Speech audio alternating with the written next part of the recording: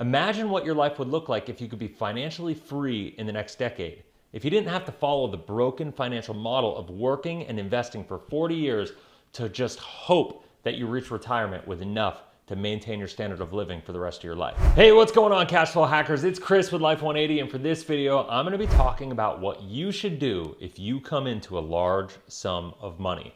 Now, let's face it, large sums of money can be either a blessing or a curse. Now, I know that may be hard to believe for some people, but all you have to do is look at the majority of lottery winners to realize that this is true. The other component of this to realize is that a large sum of money means different things to different people. Now, it's all relevant to your personal situation, and maybe you don't make very much money and maybe you get a bonus or you come into $20,000 somehow. Now, that's phenomenal, and how you handle that $20,000 can be the tipping point of either staying in your current financial situation, or you can use this as an opportunity to change your financial path forever. Maybe you just inherited 6 figures or more. Bottom line is the principles don't change. Sure, the velocity changes and you can make things happen much faster because you have more money to work with, but the principles of what to do don't change. The goal is to leverage this money, preserve the wealth during your lifetime, and help your family for generations to come. Here's the problem. Oftentimes when people come into large amounts of money, they become a target for people looking to take advantage of them. And sadly, if you're not sophisticated or savvy with personal finances, it's easy to fall prey to people looking to earn big commissions off of you. So before I get into any of the ways that I would handle a large sum of money with any sort of specifics, I think it's important that you know that the best thing that you can do is to realize that you don't need to rush into any decisions either way. And once again, most likely this sum of money has the opportunity to change your life, and therefore you don't want to do anything too risky. Now, on the subject of risk, I have no problem opening a Coinbase account and putting a small percentage of money into Bitcoin, Ethereum, or another solid crypto, but I wouldn't become a crypto speculator or get involved in an industry that I know nothing about. The most important component to this money for you is that you want to achieve a goal, whatever that goal is to you. And before you make any decisions on how to invest it, the first thing that you need to do is begin with the end in mind. You need to have 100% clarity on how you want to use this money to create the life that you want to live, period. If you don't do that first, you'll blow this money little by little before you even realize it's gone. Now, once you have the clarity on what you want to accomplish, you need to clean up all toxic consumer debt, because if you're like most Americans, the weight the monthly payments of your consumer debt is putting on your personal finances is suffocating. And once you're free from consumer debt, now you're ready to use that money to accomplish your goals. Now, while everybody's personal goals look different, here's my perspective. Everyone wants to be financially free. That's why I talk about in my book, Cashflow Hacking, I talk a lot about the concept of chasing financial freedom and not retirement. Imagine what your life would look like if you could be financially free in the next decade.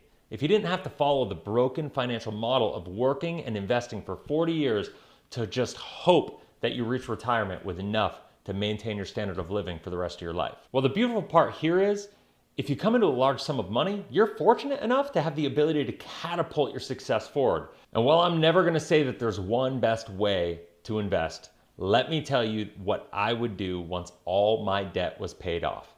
First, I'd create a forced savings plan. Now, what does that look like? Well, if the large sum of money was enough to pay off my consumer debt, I would take the cash flow I freed up in my consumer debt and I would save that amount of money. The amount of money that I was paying to my credit cards and all those other things, I would put that in a forced savings account, because my lifestyle, I don't want to use it for lifestyle. I want to take it and I want to create wealth with it. If the sum of money was large enough to pay my debt and I still had some left over, I would dump that money into a personal reserve account.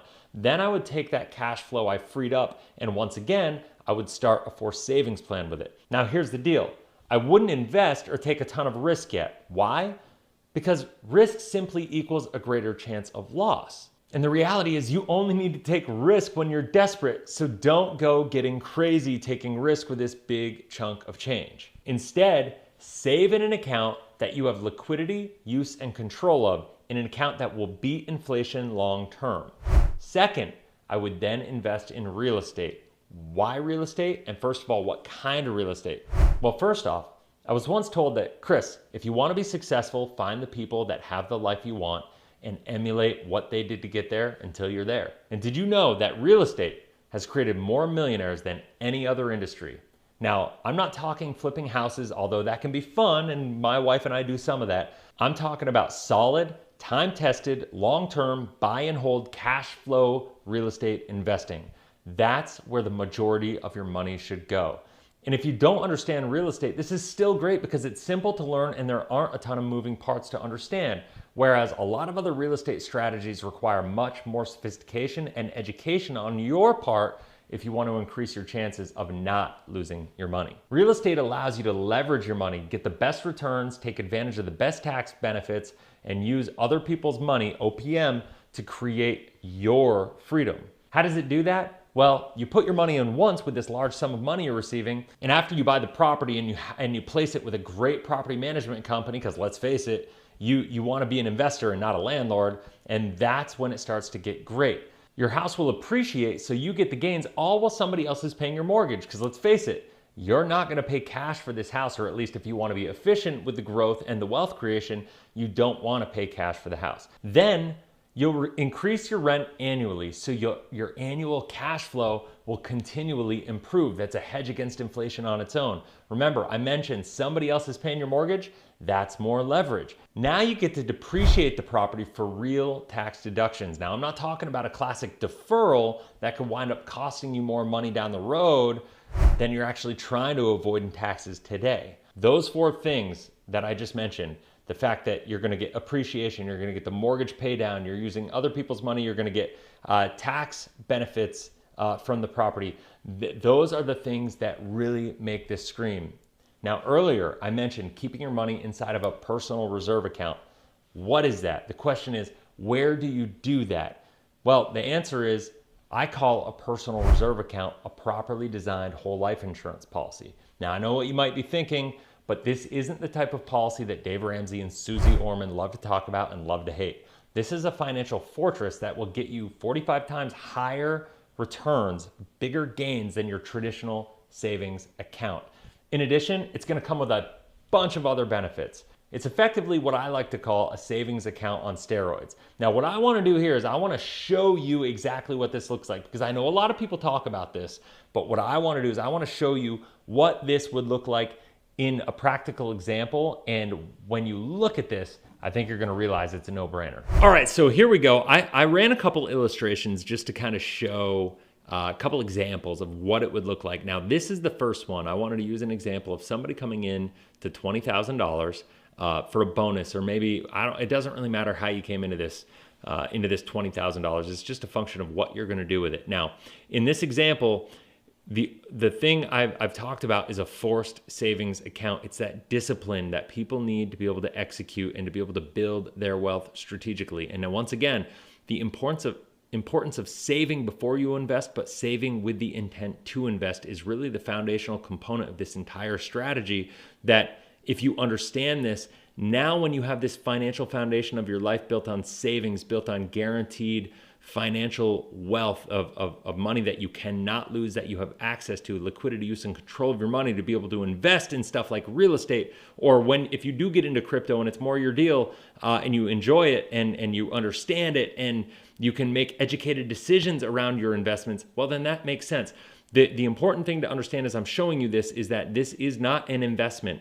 So when you're looking at this, you have to compare it to a savings account, right? Because it has all the traits and guarantees of a savings account, but much, much more. And so to compare this to an investment would be a massive, massive mistake and error. So when we look at this in comparison to a savings account, the only down year here you can see is year one, really. Or the strategy here, you put 26,000 in because you inherited the 20, and you put 6,000 in, and you have $23,000 liquid out of that 26,000 right there. Now, here's the bottom line. I'm not going to spend a ton of time going into this, but you can see you put 6,000 in for 10 years. You don't have to stop here. I just showed it what it would look like if you did stop. But that's 60,000 plus the 20,000. You put $80,000 inside of this account. After 10 years, you have $87,000, and basically $87,000 on the money, just a little more. And you get a $494,000 death benefit. Now, if we do this in this example, it's a reduced paid up. You got $166,000 death benefit. You get basically a savings account plus extra life insurance and extra, almost $76,000 of life insurance on top of that. And so when you take a look at that, once again, it just kind of becomes a no-brainer when you look at this. Now, here's the deal. If I were coming into this kind of money, depending on what your situation is, you can take this, you can free up your debt. I would dump in that money. Depending on how much debt you have, you could even refinance depending on how some of your debt is and the toxic nature of it. If you have a lot of high interest credit card debt, you can take this and refinance it at a much lower interest rate to do this. This is going to increase your financial efficiency, and it's going to put in place a system that's going to force you to increase and create wealth. This is going to protect it during your life. It's going to open it up for opportunity, and it's going to create it so you can go forward and create generational wealth ultimately, because the extra cash above and beyond the cash value here, even 20 years out, you're looking at an extra $80,000 or so that's going to go to your heirs completely tax-free. And all this money, this $210,000 here in year 20, would go completely tax-free. So it's important to understand that. Now, what happens if, for instance, you come into a bigger chunk of money? And now we're able to create something. And by the way, before I even go there, what I want to do here is I also want to say here is, let's say you wanted to buy your first investment property. In this scenario, you could pay back all your debt, refinance it all, and still get access to buy your first rental property 6 years from now, right? That's pretty awesome, and that will create cash flow, and there's a lot of things that go into that, and maybe you can contribute even more to this. But the bottom line, minimally speaking, I think this is just a pretty solid plan. Now, if you did come into more, I just decided to put $200,000 with an $18,000 a year savings, because between what you're going to do with that $200,000 to create wealth and what you're going to do after your monthly cash flow is increased by paying off all your toxic consumer debt, you're going to be shocked at how much money you're able to save every single year. This is more about volume than it is rate of return, and we want to get the return not inside the policy, but outside the policy, inside of real estate, where we're leveraging other people's money, where we're able to have inflation hedges with the increase of rent every single year. And let's face it, the tax advantages and the cash flow that are going to come from it, you want to keep inside of this system, and you want to compound it and let it keep going. This is the power. I talk about this all in my book, Cashflow Hacking. Check it out in the link in the description down below. You can go to Amazon and get it for $19.99, or you can go get it for free. Just pay shipping and handling for $8.95, and we will get it right out to you. But check this out. $200,000, $18,000 a year going in for a premium. So overall, you've put in $380,000. At year 10, this account has grown so efficiently. You're looking at $428,000. You've got a lot of life insurance for the next 10 years because of the way that we have to structure it to allow us to do this. You've put in $218,000. You have liquidity of $200,000, almost $201,000 right out of the gate. So that's over 90% liquidity year one out of the gate. This is the biggest no-brainer in the world when you look at the fact that you get these ancillary benefits. Yes, you lose a little liquidity year 1 and 2, but then the benefits you can see, actually no, just year 1. Year 1 you lose that liquidity, but year 2 you put in $18,000, the account's growing by $19,588. You can leverage this money literally within 30 days. A high percentage of this money, this $200,000, you can leverage a good percentage of that within 30 days of starting the policy. So if you wanted to get rental properties, what I would do is I would take a look at this. That would give you, if you got 20% down on a $300,000 property, that would get you 3 rental properties. That would get you access to be able to get 3 turnkey properties that are putting you in a position where you're going to be able to create more cash flow, compound that, pay back the policy loans that you're leveraging to get there, allow this money to continue to grow while that's all happening, and ultimately get more properties, get more properties, get more properties. And within a couple of years, you can learn all about that. Now, I also have, once you get the book, Cashflow Hacking, we have the Cashflow Hacking Challenge that talks about how you can do this and implement the strategy to be able to go through, implement this in your life, and create your own customized, personalized cash flow hacking plan. So when you look at this, once again, this is not the investment. The investment is the real estate. This is just the most effective, financial bunker, financial fortress that will keep your money solid, where you have liquidity use and control of your money, but long term it's going to grow at a bigger rate than inflation. So it's going to hedge against the inflation for you, and you don't have to give up liquidity of it. Most of the time, to get guarantees like this, to have growth like this on a guaranteed basis, you have to give up liquidity of that money. This is the only vehicle in the world that will give you your cake, and well, so you can have your cake and eat it too, right? That's the expression. I almost botched that up. So here's the deal. Let's just take a look at this. You got 428,000, you've put in 380,000 over 10 years. You got all this extra life insurance. At the end of that, you can see you stop paying right here, right? You're not paying here anymore. And it's gonna continue to grow by 18,000, 19,000, 20,000, 21, 22, 23, 24. And this is gonna continue to grow. So this money, you can use this in a lot of different ways. The death benefit keeps growing. As you can see, a lot of people don't realize, like, the cash value keeps growing, the death benefit keeps growing, and it just makes sense. This is what people don't understand, the flexibility and the power and the leverage that a properly designed whole life insurance as a savings alternative can do for you. Now, as you can see, and as I said, this is a no-brainer. You're probably thinking, how come I didn't know about this sooner? And why has nobody told me about this before? And I hear that a lot. And while there are a lot of reasons and answers to those questions, they really warrant their own video. So what I'll say is, you're welcome. And the only thing I ask is that if you found this information valuable, that you subscribe and you hit that bell. And while you're at it, go check out more videos about cash flow hacking, saving, investing, and personal finance, all on my Life 180 channel here. If you have any questions, comment in the comment section below. Share this with a friend, and make sure to check out the link below to get your free copy of my new book, Cashflow Hacking, or you can go to Amazon and you can get it for $19.99. Have a blessed, inspirational day. And now that you're subscribed, I'll see you tomorrow on the next video. Take care.